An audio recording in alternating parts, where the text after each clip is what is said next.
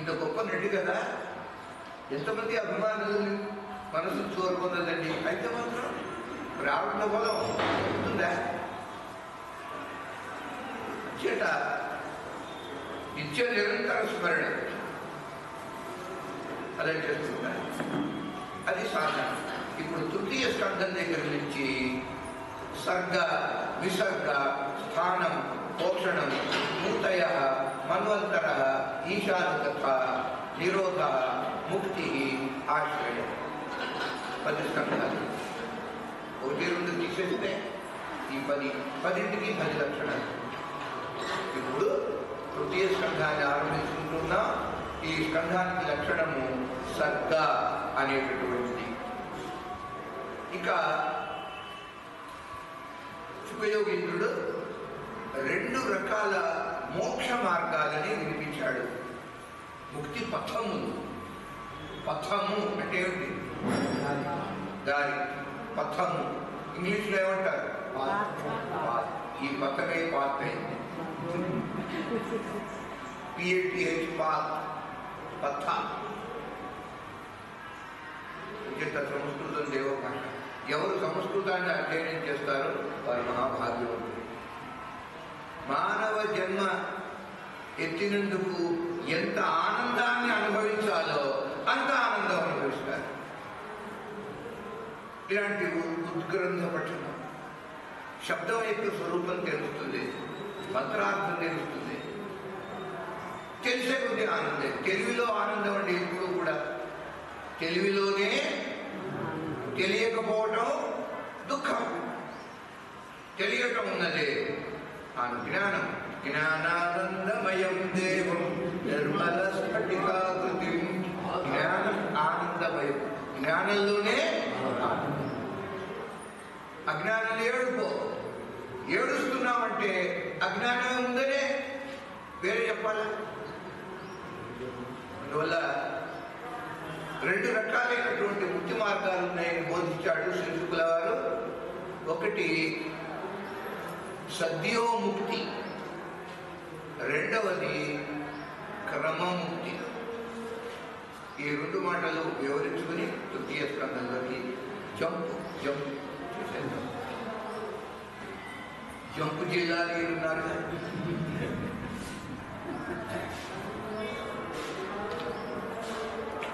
సద్యోముక్తి, క్రమముక్తి. సద్యోముక్తి అంటే సద్య, ఆ మాట విన్నారు కదా, సద్య ఫలవని, సద్యోగల్భవని ఉంటుంటారు. కుంతీదేవి కన్నుండి కన్నది. ఎట్లా? సద్యోగం, కన్యాత్వం. ఆ విధంగా సద్య అంటే అప్పటికప్పుడు వెంటనే ముక్తి. అది మొట్టమొదటిది. ఇది ఎలా సాధ్యమవుతుంది అంటే ఏ క్షణంలో జ్ఞానం కలుగుతుందో ఆ క్షణంలో మోక్షం. ఇది సద్యోగం. ఏ క్షణంలో జ్ఞానం కలుగుతుందో అసలు చూడండి, జ్ఞానం వేరు మోక్షం వేరు కాదు. జ్ఞానమే ముక్తి. ఆ క్షణంలో ముక్తి. ముక్తి వేరే లేదు. ముక్తి పేరు పెట్టుకున్నామంటే బిడ్డ పుట్టిన తర్వాత ఏదో ఒక పేరు ఉండాలి, వ్యావహారికంగా పేరు ఉండాలిగా, ఉద్యోగాల్లో. అంతేతే తప్ప జ్ఞానమే మోక్షం. జ్ఞానాదేవతో కైవల్యం. ఇది కొంచెం జ్ఞానాదేవతు కైవల్యం. జ్ఞానాత్ ఏవ తు కైవల్యం. దాన్ని విడదీస్తాడు. కైవల్యం అనగా శ్రీ కైవల్య పదంబు చేరుటకునే. అట్లా ప్రారంభం భాగవత, తెలుగు భాగవతం. కైవల్యం అంటే మోక్షం, కేవల భావం. దానికి కూడా తెలియాలి. కైవల్యం అంటే ముఖ్యంగానే ఏం తెలుసుకుంటే కాదు. కైవల్యం అని ఎందుకు ఆ పేరు చెబుతుంది? కేవల ఆ కేవల అనే శబ్దం యొక్క భావం అది కైవల్యం. భావాన్ని పట్టుకోవడం కష్టం.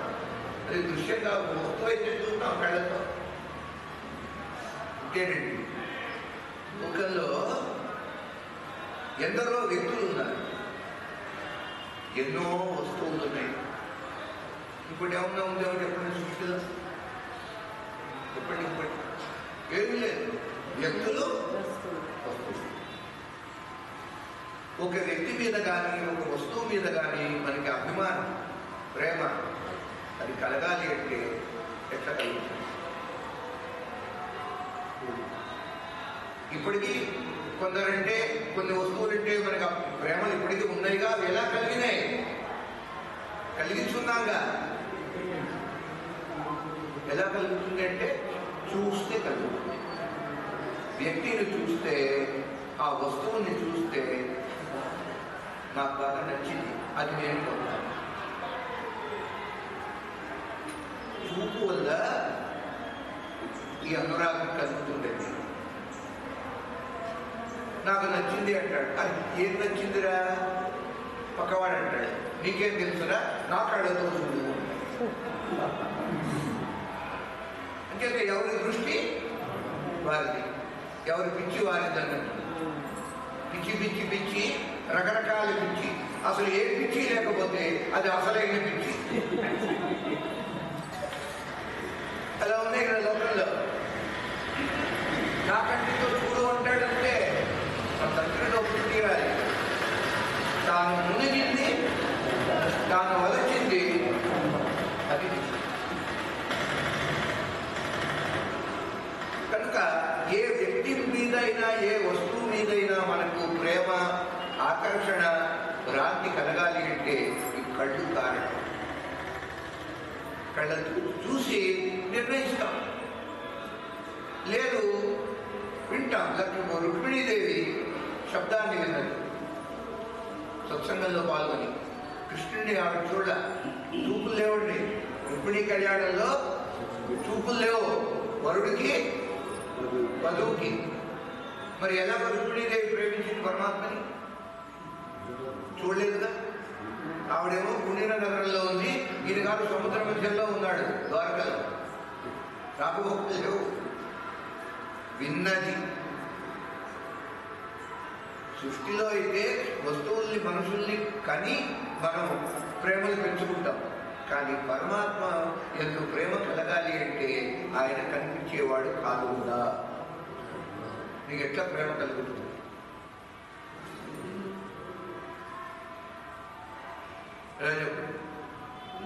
అదృశ్య అదృశ్య దృశ్యరహిత విజ్ఞాత్రి వేదేవత. కనిపించకుండా ఉండే పరమాత్మని ప్రేమించాలంటే ఆయన గురించి వినాలి. కంటికి కనిపించడు, చెవుకే పని. అదే శ్రవణం. వారం రోజులు శ్రవణం చేస్తే ఇది భగవంతుడు, ఆ తత్వం తెలుసు. ఆనందంగా తాత్వికంగా జీవితం గడపగలం. తాత్వికమైన జీవితం, ఫిలాసాఫికల్ లైఫ్, అప్పుడు సాధ్యం. అంతేగాని ఎన్ని యాత్రలకు వెళ్ళిన విగ్రహాలు, దేవతలు, గుళ్ళు, గోపురాలు, యజ్ఞయాగాది క్రతువులు మీరు ఎన్నైనా తిరగండి, చేయండి, శ్రవణం లేకపోతే భగవతత్వము తెలియదు. అంత గొప్పది శ్రవణం. 70 సంవత్సరాలు వయసు వచ్చింది శరీరానికి. ఈ 70 సంవత్సరాలలో ఏదో పుణ్యకార్యాలు, యాత్రలు ఇవన్నీ చేయడం జరిగింది. అయినా సరే వాటి వల్ల కలగనటువంటి సంస్కారము, 70 ఏళ్ళు వచ్చినా కలగని సంస్కారము, ఆ 0 తీసేస్తే 7 రోజుల భాగవత శ్రవణంలో కలుగుతుంది. సర్టిఫైడ్. సుఖయోగి సర్టిఫై చేశాడు. అంత గొప్పది శ్రవణం. అలా విని పరమాత్మ గురించి విన్న తర్వాత రుక్మిణీదేవి నిర్ణయించుకున్నది, నాకు వివాహం అయితే వారితోనే. ఆయన నన్ను అంగీకరించకపోతే నేను కన్యగా ఉండిపోతా. అంతేగాని ఈ శరీరము, ఈ మనస్సు, ఈ బుద్ధి ఆయన. ఇప్పుడు అంటుంది, మహానుభావ నీకోసం నేను మెసెంజర్ని పంపించాను, అగ్నిజ్యోతుల వారిని నా ప్రేమ నీకు తెలియటానికి సమయం లేదు. లగ్నం బెల్లి, లగ్నం బెల్లి. బెల్లి అంటే ఇంగ్లీష్ బెల్లి కాదు, పట్టాలి. లగ్నంకు ఎల్లి, సంధి అయితే బెల్లి అవుతుంది. ఎల్లి అంటే ఎల్లి అంటే అర్థం ఎల్లి, లగ్నంకు ఎల్లి. ఎల్లి అని అచ్చ తెలుగు అంటే అది రేపు అనర్థం, టుమారో అనర్థం. ఎల్లి అంటే టుమారో. ఆ ఎల్లి తర్వాత వచ్చేది ఎల్లి ఉండి. అది ఏమైంది? ఎల్లుండి. కార్యక్రమం ఎప్పుడు మొదలండి? ఎల్లి కాదండి, ఎల్లుండి. ఈ ఎల్లి అది ఉండి. కానీ చిత్రం చూడండి, లోకంలో ఎల్లుండి అనే మాట మాత్రం మనకి వాడుకలో ఉన్నది. ఆ ఎల్లుండి దేని నుంచి పుట్టిందో ఆ ఎల్లి మాత్రం వెళ్ళిపోయింది. ఎక్కడికి వెళ్ళిందో తెలియదు. లగ్నం వెళ్ళి వివాహం గదిసే ఏలారాడు గోవిందుడు ఉద్విగ్నం వయ్యడి మానసంబు వినెనో. అగ్నిజ్యోతనుడు ఎటికి దడసే భగ్నం వై తనునో విరించి కుటము భంగిని ప్రవర్తించునో. ఆ పక్కనటువంటి బ్రాహ్మణోత్తముడు రాకపోయేప్పటికీ ఒక్కతే కూర్చుంది రుక్మిణీదేవి. ఏమవుతుంది నా భవితవ్యం? ఇప్పుడు ఈ మాట లగ్నం పోయేది. కనుక మొదటి మార్గము మోక్షానికి సద్య. ఎప్పుడు జ్ఞానం కలిగితే అప్పుడే ముక్తి. అదే సద్యోముక్తి అంటారు. జ్ఞానాదేవత కైవల్యం. మరొక మాటగా ఇది అన్వయంగా చెప్పిన మాట. వ్యతిరేకంగా ఏమన్నారంటే ఉపనిషత్తు ఋతే జ్ఞానాన్న ముక్తి అన్నది. ఋతే జ్ఞానాన్న ముక్తి. అరు రాకుమిస్తూ అరు అర్థే జ్ఞానాత్ నా ముక్తి. జ్ఞానాత్ ఋతే. ఋతే అంటే సంస్కృతంలో లేకపోతే అనర్థం. విదౌట్ అని ఇంగ్లీష్లో. విదౌట్ జ్ఞానం. జ్ఞానం లేకపోతే నా ముక్తి, మోక్షం. నేను అన్ని రకాల సాధన చేశానండి. ఇప్పుడు జపాలు తపాలు ధ్యానాలు దానాలు దంపాలు చేశా, మరి జ్ఞానం కలిగిందా? అది కలగలేదండి. ఇవన్నీ వ్యర్థం. జ్ఞానం ఉంటేనే మోక్షం. ఆ జ్ఞానము వైరాగ్యము చాలా చిత్రం అండి. భక్తి వల్ల కలుగుతాయి. ఎవరి యందు భక్తి లేదో వారికి జ్ఞానము కలిగినట్టు ఉంటుంది, కానీ ఒకవేళ కలిగిన నిలవదు, పడిపోతుంది పట్టణం. ఏ విశ్వామిత్ర మహర్షి అంటే మన గొప్పవాళ్ళం కాదు.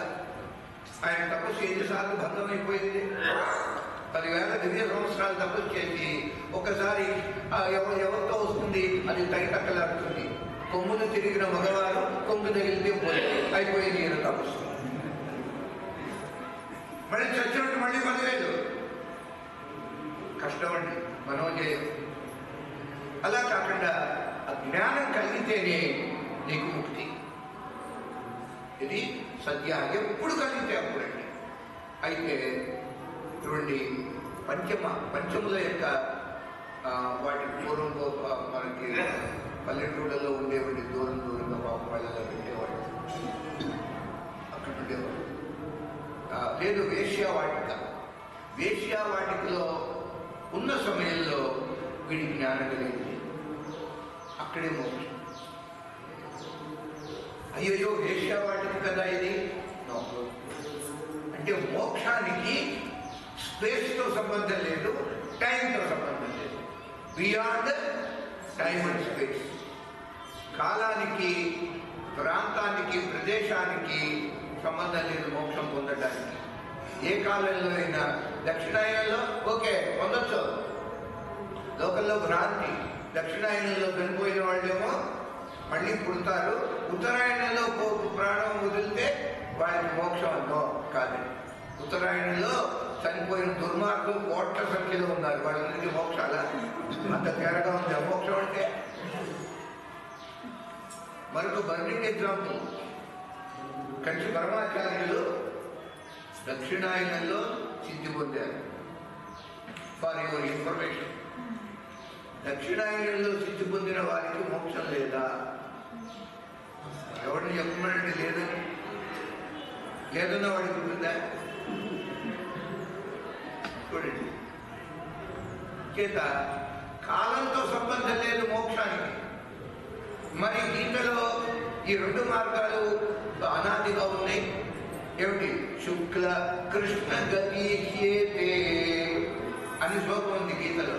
శుక్లగతి కృష్ణగతి అవే చెప్పుకుంటున్నాడు. శుక్ల కృష్ణ. శుక్లగతి ఈ సద్యోముక్తి. కృష్ణగతి అంటే క్రమముక్తి. అంత త్వరగా రాదు, స్టెప్ బై స్టెప్ వెళ్ళవలసి వస్తుంది. ఇక్కడ విచారణ చేసి, ఆత్మ విచారణ చేసిన తర్వాత ఆ వ్యక్తికి ఏమనిపిస్తుంది? ఎలాగో మోక్షం పొందాలి అని అనుకుంటున్నాం కదా, ముక్తి పొందుతాము. ముక్తి పొందేలోపు కొన్ని లోకాలు చూద్దాం, దర్శిద్దాం. చంద్రలోకం వెళదాం, ఇంద్రలోకం అంటే స్వర్గం వెళదాం, సూర్యలోకం వెళదాం, బ్రహ్మలోకం వెళదాం. అవన్నీ సరదాగా చూసుకుంటూ అప్పుడు పరమాత్మలో వెళ్ళిపోవడం ఫైనల్. ఇట్లా క్రమముక్తి అనగా అంచెలుగా. ఒక్కసారి మేడ మీదకి ఎగిరి కట్టేస్తే అప్పుడు ఏమవుతుందో మనకి తెలుసు. అలా కాకుండా అబ్బా ప్రమాదం అని మెట్లు అందుకే పెట్టారు కదా, ఆ మెట్ల వెళ్ళిపోతాం. ఇది క్రమముక్తి. ఈ క్రమముక్తిలో ఇప్పుడు ఈ జన్మలో మోక్షం రాదు, శరీరం పడిపోతుంది.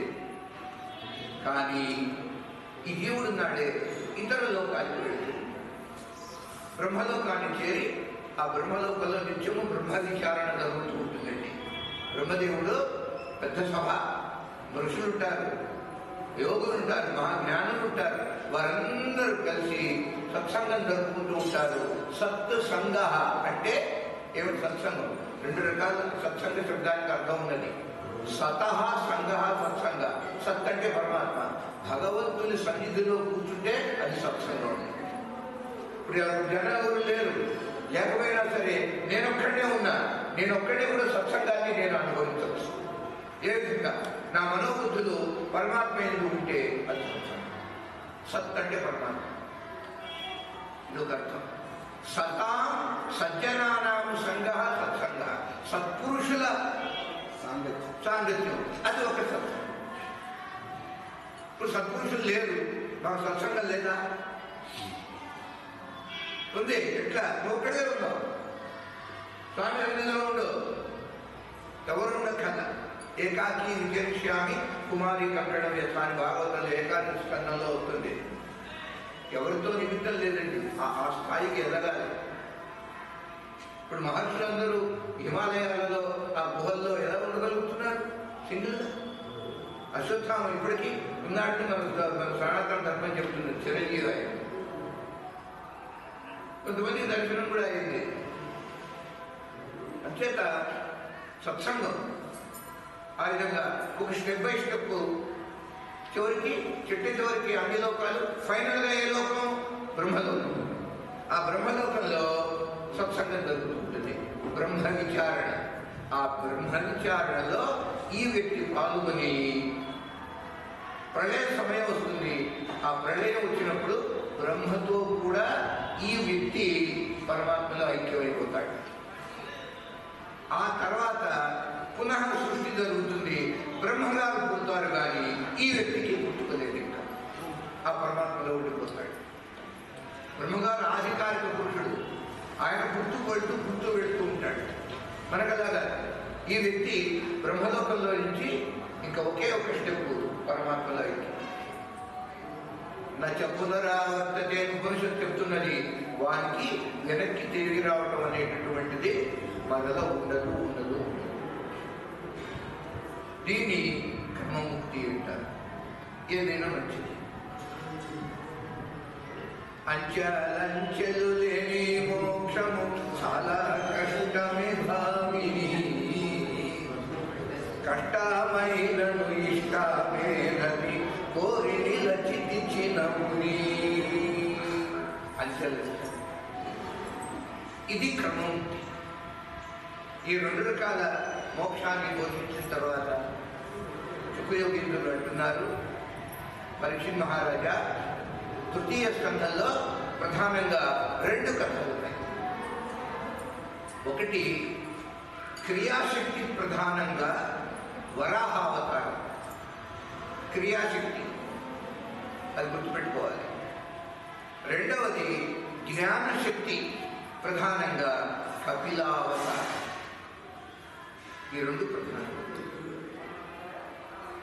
పరమాత్మకి శక్తి త్రయం, 3 శక్తులు: ఇచ్ఛాశక్తి, జ్ఞానశక్తి, క్రియాశక్తి స్వరూపిణి. ఆ 3 వీరికి కూడా. అమ్మాయి ఒకటే. ఈ 3 రకాల శక్తులలో క్రియాశక్తి ఉన్నదే మూడవది. అది చూపించాడు పరమాత్మ వరాహావతారంలో. స్వయంభూ మనువు, 14 మనువులలో మొట్టమొదటి వాడు స్వయంభూ మనువు. ఇప్పటికీ 6 మన్వంతరాలు అయిపోయినాయి. 7వ మన్వంతరంలో మనం ఉన్నాం. అది దొరుకుతుంది. సంకల్పంలో ప్రతిరోజు దీని లెక్కలు వేసుకుంటూ ఉంటాం, చెప్తూ ఉంటాం. మొదటి మన్వంతరము స్వయంభువ, రెండవది స్వారోచిష, ఉత్తమ, తామస, రైవత, చాక్షుష. ఈ 6 గట్టిపోయింది. 7వది వైవస్వత మన్వంతరే అని చెప్పుకుంటున్నాం మన రోజు సంకల్పంలో. అయితే ఈ కథ చూడండి, ఎప్పుడు వాయువు చాలా ప్రాచీనం. స్వయంభవ మనువు ఎవరి బిడ్డ? బ్రహ్మదేవుని కుమారుడు. బ్రహ్మదేవుడు చాలా కాలము మానస సృష్టి చేశారు. మానస సృష్టి అంటే కేవలం సంకల్పం. సంకల్పం అంటే మనసు, మనసే సంకల్పం, సంకల్పమే మనసు. ఆ 2 వేరే వేరే కాదు. సంకల్ప సృష్టి అంటారు. అది చాలా కాలం జరిగింది. అట్లా లోకంలోకి వచ్చిన వాళ్ళే మన సనక సనందన, సనత్ కుమార్, సనత్ సుజాతుల టైమే సనత్ కుమారులు అని 4 కలిపి ఒకే పేరు. వాడి మానస సృష్టి. అదేవిధంగా నారద మహర్షి మానస సృష్టి. ప్రజాపతులు ఉన్నారు, వారంతా కూడా బ్రహ్మదేవుని యొక్క ఒక్కొక్క అవయవంలో నుంచి ఒక్కొక్క మహర్షి పుట్టాడు. అలా వర్ణిస్తారు. ఈ కాలం వాళ్ళు వింటారండి. ఇక్కడ పూలు పెడితే శాస్త్రి గారు మాకు పూలు పెట్టండి, చెవుల్లో మీరు పెట్టుకోండి. పూలరంగడు ఎవరైనా నమ్ముతారు ఇవాళ? కానీ అద్భుతం, వ్యాసుడు చెప్పాడు. వ్యాసుడు కంటే తెలివిగల వాళ్ళు ఎక్కువ ఉన్నవాళ్ళు. ఎంత కంప్యూటర్ యుగమైతే మాత్రం ఆ కంప్యూటర్ని కనుగొన్నటువంటి వ్యక్తి గొప్పవాడు కంప్యూటర్ కంటే. చేత భేదం ఉన్నది. బ్రహ్మదేవుడు అండి కొంతకాలం మానస సృష్టి చేశాడు. సృష్టి కలగలానికి సృష్టి పెరగటల. బ్రహ్మమానస పుత్రుల్ని సృష్టించిన వారు అన్నారు, కుమారులారా మీరు సృష్టిని పెట్టండి, సృష్టి కార్యంలో మీరు పాల్గొనండి అంటే వారు అన్నారు, నాన్నగారు మాకు దాని యందు ఆసక్తి లేదండి, మేము ఆనందంగా ఇట్లాగే బ్రహ్మచర్యం వహిస్తూ పోతాం. ఇప్పటికి కూడా చూడండి, ఆ 4 పిల్లలు ఎలా ఉంటారు? వారి వయసు ఎంత? వారి వయసు ఎంత? ఏది ఎవరు చెప్తారు? బ్రహ్మమానస పుత్రులు పుట్టేటప్పటికి సృష్టి లేదు అసలు. సృష్టికి ముందు ఉన్నవాళ్ళు వాళ్ళ వయసు ఇంత అని ఎవరైనా చెప్పగలిగేది? కానీ ఎట్లా ఉంటారు? 5 ఏళ్ల పిల్లలుగా ఉంటారు. ఎందుకు 5 ఏళ్ల పిల్లలుగా ఉంటాం? అరే నీకు 60, 70, 80 వచ్చినాయి, నువ్వు కూడా ఇప్పటి నుంచి అయినా సరే కనీసం 5 ఏళ్ల పిల్లవాని వలె ఉండే ప్రయత్నం చెయ్యి అని మనకి ఉపదేశం. 5 ఏళ్ల పిల్లవాని వలె ఉండటం అంటే మాయ దగ్గరికి రాకుండా చూసుకో. ఇప్పటి వరకు నువ్వు మాయకుడిగా ఉన్నావు, మాయ చేసి మరులు గొల్పి ఇట్లా అవుతావు. ఇంతవరకు చేసావు మాయ కపటం, ఇది మానేసి 80 years ఇంకేమి కపటం ఏంటి నీకు? కల్లా కపటం లేనివాడ, అట్లా లోకం పోకడ తెలియనివాడ ఏరువాక చాలా. ఇంతవరకు కళ్ళగా కపటంగా గడిపావు, కనీసం ఇప్పటి నుంచి అయినా సరే నిష్కపటంగా ఉండు. ఎలాగ ఉదాహరణ, వాళ్ళలాగా ఆ పసిపిల్లలు వారి ఒంటి మీద వస్త్రం ఏదో గోచి వేస్తారు, గోచి పెట్టినారు. ఆ విధంగా మనకి అది సూచనండి. అమ్మాయి 5 ఏళ్ల వరకు మాయ అనేది పిల్లలకి తెలియదు. 6వ సంవత్సరం నుంచి డెవలప్ అవుతుంది మాయ. నా అనే భావం వస్తుంది. ఏదన్నా వస్తువు ఇస్తే ఇవ్వరంటే వాడు ఎవరికి అక్కడి నుంచి మాయ నా అనేది తయారైందిగా. అది లేకుండా ఉంటారు కనుక వాళ్ళు 5 ఏళ్ల పిల్లలుగా చెప్పబడుతున్నారు. ఎప్పుడు పడితే అప్పుడు వైకుంఠానికి వెళ్తారు, పరమాత్మ యొక్క దర్శనం చేసుకుంటారు. వారికి అడ్డు వస్తువు లేదండి. ఎప్పుడైనా సరే వారికి ఒక శక్తి అవ్యాహత గమనము అని ఒకటి ఉన్నది. అవ్యాహత గమనం అంటే అడ్డు అదుపు ఉండదు. నడిచి వెళ్తుంటారు, పెద్ద కొండ అడ్డం వచ్చింది. అయ్యో కొండ, మనం ఏం చేస్తాం, సచ్చట్టుగా ఇలా కొండ చుట్టూ తిరిగి వెళ్ళాల్సిందే. వాళ్ళు ఎలా కాదు, ఆ రాయిలోంచి వెళ్ళిపోతారు అవతలకి, మరుక్షణంలో అవతలుంటారు. అది అవ్యాహతమైన అడ్డు లేని అదుపు. ఎందువల్ల? వారి శరీరాలు భౌతికం కాదు, తేజస్ శరీరాలు.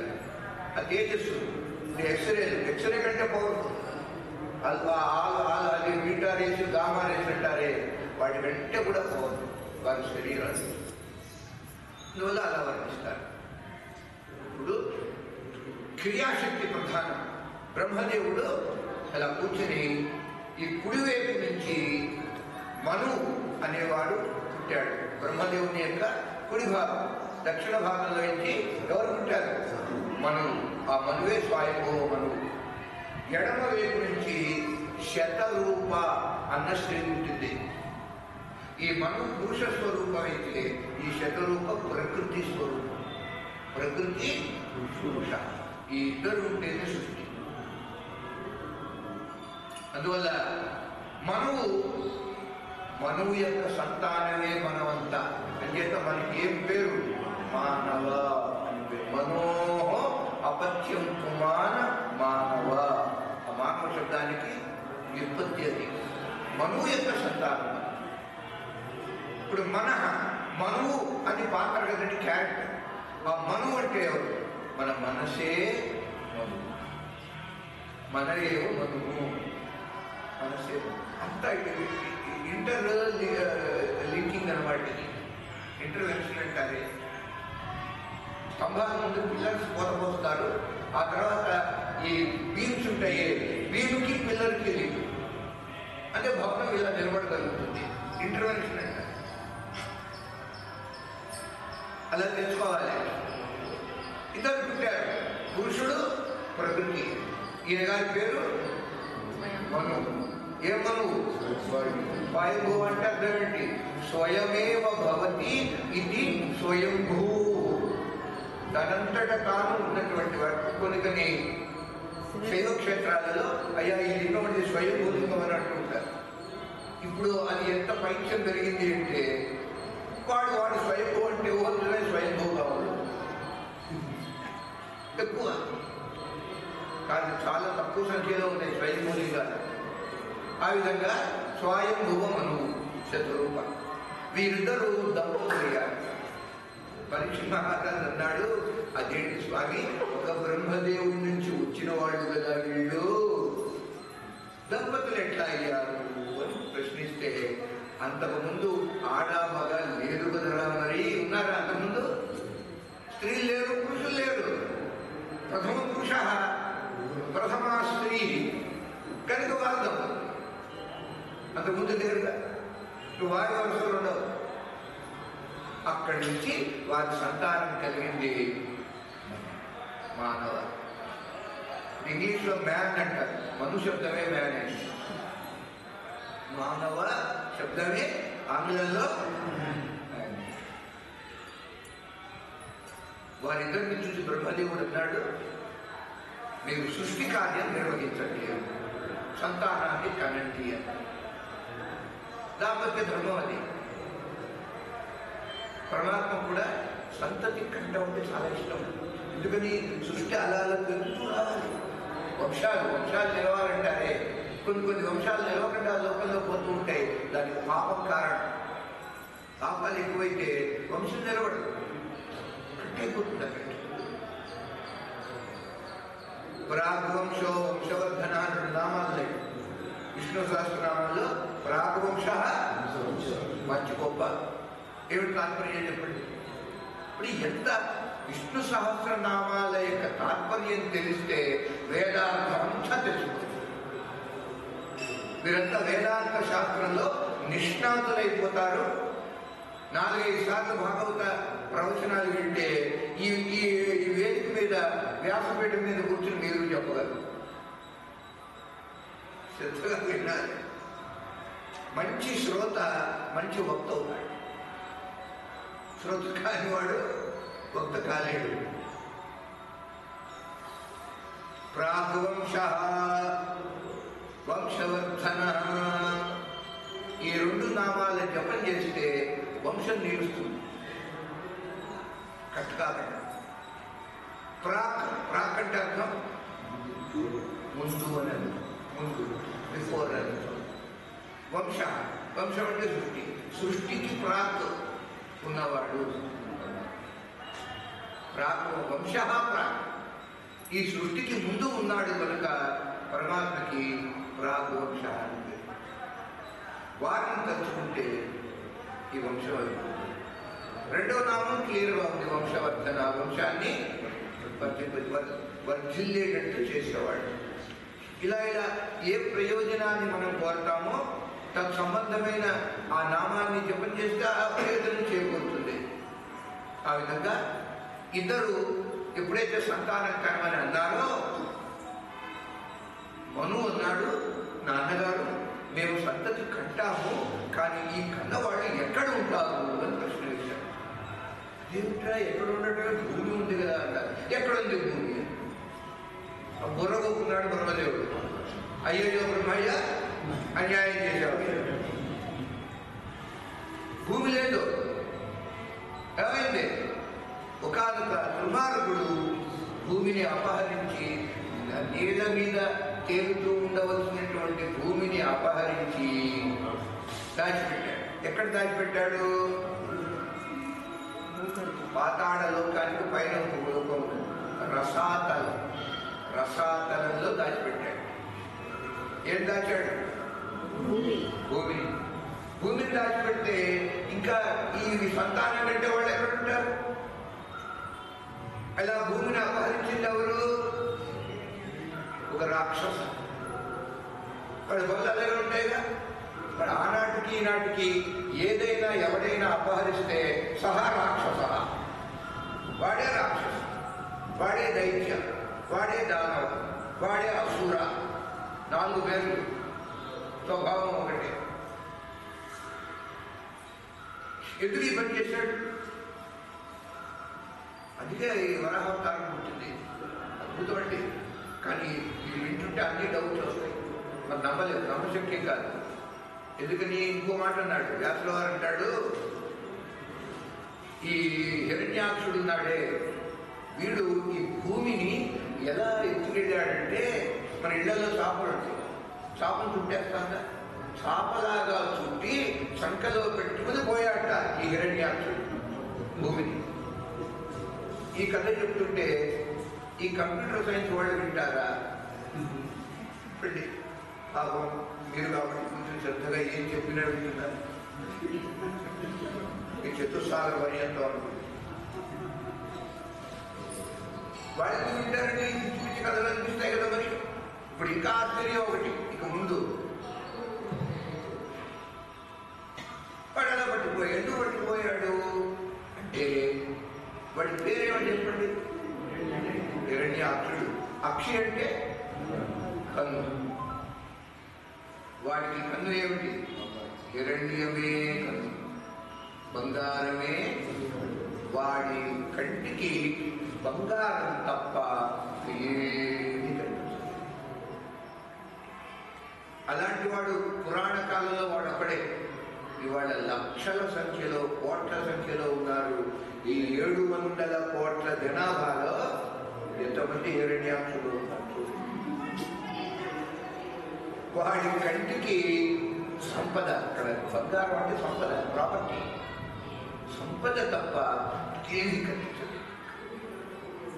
ఇవాళ రోజున చూడండి, ప్రజాధనాన్ని ఎలా లూటీ చేశారో ఈ రాజకీయ నాయకులు 70 సంవత్సరాల ఈ సుదీర్ఘ కాలంలో. ఇక్కడ దోచుకోవటం, మరొక చోట దాచుకోవటం. రెండే రెండు స్లోగన్స్, దోచుకో దాచుకో, కుక్కరకో అన్నట్టుగా. అలా గడిచిపోయింది 70 ఏళ్ళు. ఎక్కడ దాచారు? ఈ దేశంలో దాచుకొస్తే అది ఒక గుడ్డెలో మేళ. ఇక్కడ కాకుండా స్విట్జర్లాండ్, ఆ బ్యాంకు విశేషం ఏమిటి? అకౌంట్లు చూస్తే వాడికి ఎక్కడ బయటికి అక్కడ దాచేసుకోవటం. వీళ్ళు హిరణ్యాక్షుడు కాదా? వ్యాసులు వారి నమోస్తుతే వ్యాస విశాల బుద్ధే తుల్లారవిందాయన భద్ర నేత్ర ఏనత్వయా భారత తైత పూర్ణ ప్రజ్వాలితో జ్ఞానమయ ప్రదీపం. అది ఏం దీపం? అక్కడ ప్రవిదే నూనె, ఆ వత్తి అది వెలిగించడం కాదండి, జ్ఞానమనే దీపం, జ్ఞాన జ్యోతి. ఇలాంటి కథలు చెప్తూ జ్ఞాన జ్యోతి అంటారేమిటండి? అంతా జ్ఞానం అయితే జ్ఞానం ఏమిటి? చాప చేసి చుట్టుకోవటం ఏమిటి? భూమిని ఎవరన్నా చాప చేయకుండా భావం, కాన్సెప్ట్ గుర్తించాలి. అందుకే పురాణ శైలి ఇలా చెప్పటం, స్టైల్. ఎందుకు వాడు గ్రహించాడు? వాడి కంటికి బంగారం తప్ప. ఇప్పుడు ప్రదర్శించరు అంతే. వీడు బంగారమే, వాడు కాకపోతే వీడు హిరణ్యాక్షుడు, వాడు హిరణ్యకశిపుడు. నిన్న చెప్పుకున్నాం, భాగవత పురాణంలో ముఖ్యమైనటువంటి ఎన్ని పాత్రలు ఉన్నాయో ఆ పాత్రల యొక్క నామెన్క్లేచర్ అనగా నామకరణ, ఆ నామాల్లో ఉన్న వ్యుత్పత్తి కనుక తెలిసినట్లయితే కథలో ఉన్న ఏ ఉద్దేశంతో వ్యాసుడు కథ చెప్పాడో ఆ ఉద్దేశాన్ని పట్టేయగలరు, గ్రాస్ప్ చేయగలరు. ఈ క్యారెక్టర్స్ లో ఉన్నటువంటి అర్థం తెలియకపోతే కథ కథ మన వ్యథ పోదు. కేవల కథ అయితే జీవుని యొక్క ఏం పోదు, వ్యథ పోదు. జీవుని వ్యథ ఏమిటి? ఎప్పుడెప్పుడు పరమాత్మలో కలిసిపోతాము. ఈ గోళ, ఈ గాతగా ఉన్న ఈ కోలాహలం ఉన్నది, ఈ రాగద్వేషాలు ఉండవు, పరమాత్మలో ఐక్యమైపోతుంది. కృష్ణ సాహిత్యం, శివ సాహిత్యం. కనుక వీడేమో హిరణ్యాక్షుడు, వీడి కంటికి బంగారం తప్ప ఇంకోటి కనిపించదు. వాడు నాడే హిరణ్య కశిప. కశిపు శబ్దానికి ఏమిటి అర్థం? 2-3 అర్థాలు చెప్పింది నిఘంటు సంస్కృతంలో. కశిపు అంటే ఆహారం, ఫుడ్. మరొకటి కశిపు అంటే దిండు, తనకంటే దిండు, పిల్లో పెట్టుకుంటావే అది. పిల్లో ఉన్నప్పుడు పిల్ల తప్పదు కదా. ఆ రెండు కలిస్తేనే హిరణ్యకశిపుడు. పిల్లో అంటే పిల్ల, హిరణ్యకశిపుడు, అది వాటి స్వభావం. కశిపు శబ్దానికి మరొక అర్థం ఏమిటంటే పరుపు, దిండు, ఆహారం. కశిపు బంగారమే వాడికి ఆహారం. అలా గ్రహించాలి కాన్సెప్ట్, ఊహించుకోవాలి. లోకంలో ఇలాంటి పాత్రలు ఇవాటికి ఉన్నారండి. చిత్రం అది. హిరణ్యకశిపు మహాభోగి. అక్కడ సప్తమ స్కంధంలో వింటాం వాడి గురించి. వీడి తమ్ముడు, వీడి కదా తృతీయ స్కంధం. వాడు మహాభోగి, విపరీతమైన భోగం. ఎంత భోగం అంటే సుఖాలు, వాడు ఎంత భోగించినా తృప్తి లేదట అని చెప్పాడు శుభయోగి పరీక్ష మహారాజుతో. విపరీతమైన భోగం అయ్యా, అయినా సరే నా తృప్యత అజితేంద్రియ అని మూలంలో ఉంది. నా తృప్యత నా అతృప్యత, వాడికి తృప్తి కలగలేదు. ఇలా తృప్తి లేని భోగము చచ్చేదాకా ఎవడు అనుభవిస్తూ ఉంటాడో వాడి హిరణ్యకశిపుడు. అలాంటి వాడి లోకంలో ఉన్నాడు. ఆ అతి భోగంతో శరీరం రోగమయమైపోతుంది. చాలా చిన్న వయసులోనే గుర్తిస్తాయి. విపరీతమైన తాగుడు, వ్యభిచారం ఉంటే శరీరం పాడమంటే ఎక్కుపోతుంది. 40 ఏళ్ళు 50 ఏళ్ళు బతకలేరు. అది కూడా గొప్ప. వ్యర్థమైపోతుంది జీవితం. చేత హిరణ్యాక్షుడేమో సంగ్రహ బుద్ధి, ఎంతసేపటి వీడు కూడా పెడుతూ ఉంటాడు, అనుభవం లేదు. వాడు విపరీతమైన అనుభవం. అది తేడా తమ్ముడికి చిన్నదానికి. కానీ ఇద్దరిలో హిరణ్యం కాదు. తర్వాత వేదాంత పరంగా చెప్పుకుంటే హిరణ్యము ప్రకృతికి ప్రతీక. వేదాంతంలో ఉపనిషత్తులలో ప్రకృతికి బదులు హిరణ్య శబ్దం వాడడానికి శృతి. శృతి అంటే వేదం. హిరణ్మయేన పాత్రేణ సత్యస్య విహితం ముఖం తత్వం పూషన్న అపావృణు సత్యధర్మాయ దృష్టయే అని మంత్రం. ఈ మంత్రం ఎక్కడిది? 108 ఉపనిషత్తులలో మొట్టమొదటి ఉపనిషత్తు. ఏమిటి మొదటి ఉపనిషత్తు? ఈశావాస్యం. ఈశావాస్య ఉపనిషత్తు అది మొట్టమొదటి. ఈశ కేన కఠ ప్రశ్న ముండ మాండూక్య తిత్తిరి ఐతిరేయంచ ఛాందోగ్యం బృహదారణ్యకం దశ. 108 అష్టోత్తర శత ఉపనిషత్తులలో 10 ముఖ్యమైనవి. ఈ 10కి ప్లస్ శ్వేతాశ్వేతర ఉపనిషత్తు, ఈ 11కి ఆదిశంకరులు భాష్య శంకరాచార్య ఏకాదశి. శ్వేతాశ్వేతర ఉపనిషత్తు దాని దశ ఉపనిషత్తులు. ఈ దశ ఉపనిషత్తులలో కూడా అన్నిటికంటే చిన్నది, రాశిలో చిన్నది, వాసిలో గొప్పది మాండూక్యం. ఒక్క మాండూక్యాన్ని శ్రవణం చేస్తే శ్రద్ధగా ఇక ఏ ఉపనిషత్తు వినక్కర్లేదు. మాండూక్యం ఏకం ఏవ అలం. అలం అంటే చాలు. అలం అంటే ఇనఫ్ అన్నట్టు. అలం ముముక్షుణ విముక్తే. ముక్తి కోరేవారు ఒక్క మాండూక్యం పెడితే చాలు మోక్షం. కానీ చాలా చిన్న ఉపనిషత్తు గంభీరంగా ఎక్కువ ఉంటే అర్థం కావడం కష్టం. ఇది 4 శ్లోకాల 4 శ్లోకాల్లో భాగవతం అండి. మరి ఇంకా ఈ 18,000 ఎందుకు వినాలి? ఆ 4 మన అనుభవానికి రావు కదా, వింటాం వరకే. అలా అహమేవాసమేవాగ్రే నాణ్యద్యత్సదసత్వరం పశ్చాదహం యదేతచ్చ యోగశిష్యేత సోస్మ్య. అహంతో ప్రారంభం, అహంతో ముగింపు ఈ శ్లోకం. అత్యద్భుతం అండి. మరొక శ్లోకం ఇలాంటిది లేదు.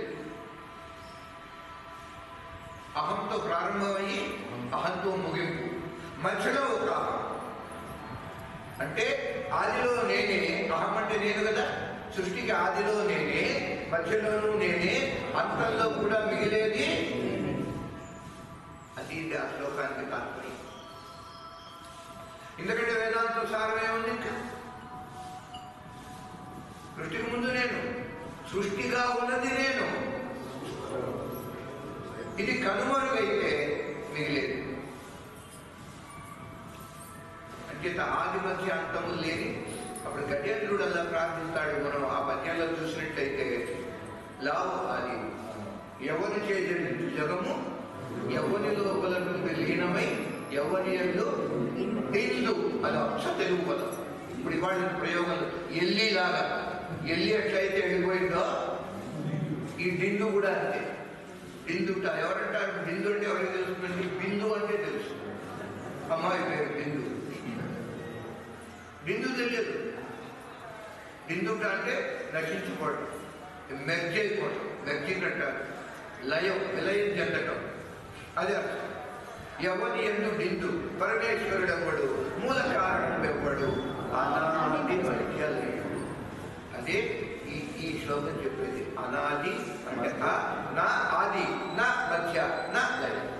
ఆది లేదు, అంతం లేదు, మధ్య కూడా లేదు. మొదటి శ్లోకం అంత గొప్పది.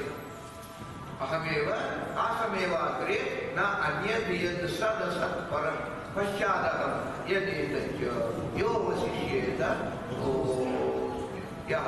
ఎవడైతే అవశిష్యేత మిగిలి ఉంటున్నాడో, ప్రళయం తర్వాత ఎవడు ఉంటాడో అట్టి వాడిని నీవే. ఈ ఒక్క శ్లోకాన్ని భావన చేస్తూ కూర్చుంటే మనస్సు ఎక్కడికి పోవాలి. అదే మెడిటేషన్. మెడిటేషన్ ఇలా కాకపోతే that is nothing but temptation.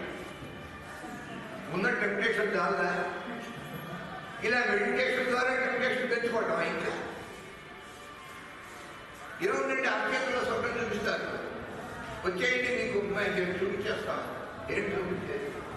ఇంత శాస్త్రీయం ఉంటే ఇక్కడ శాస్త్ర